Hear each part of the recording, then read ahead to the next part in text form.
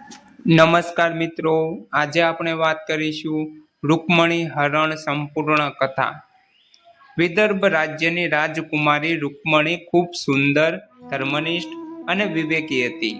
તે બાળપણથી જ કૃષ્ણને પોતાના પતિ તરીકે સ્વીકારી ચૂકી હતી, પરંતુ તેના ભાઈ રૂકમીએ તેનો વિવાહ શક્તિશાળી રાજા શિશુપાલ સાથે નક્કી કર્યો। રૂકમણી ખૂબ દુઃખી થઈ। તેણે એક ગુપ્ત પત્ર કૃષ્ણને મોકલ્યો।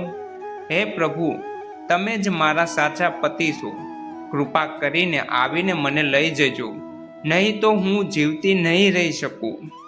કૃષ્ણએ પત્ર વાંચતા જ નિર્ણય લીધો। તેઓ તુરંત વિદર્ભ તરફ નીકળી પડ્યા। લગ્નના દિવસે રૂકમણી મંદિરમાં પૂજા કરવા ગઈ। એ જ સમયે કૃષ્ણ ત્યાં પહોંચ્યા। સૌના સામે કૃષ્ણએ રૂકમણીને પોતાના રથમાં બેસાડી લીધી અને ત્યાંથી નીકળી ગયા। શિશુપાળ અને રૂકમણીનો ભાઈ રૂકમી ગુસ્સે થઈ ગયા અને કૃષ્ણનો પીછો કર્યો। યુદ્ધ થયું। કૃષ્ણએ રૂકમીને પરાજિત કર્યો, પરંતુ તેને જીવતા છોડી દીધો। આ રીતે કૃષ્ણ અને રૂકમણીનો વિવાહ થયો।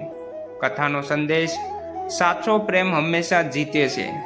ભગવાન પોતાના ભક્તોને ક્યારેય નિરાશ નથી કરતા। હિંમત અને વિશ્વાસથી અસંભવ પણ શક્ય બને છે।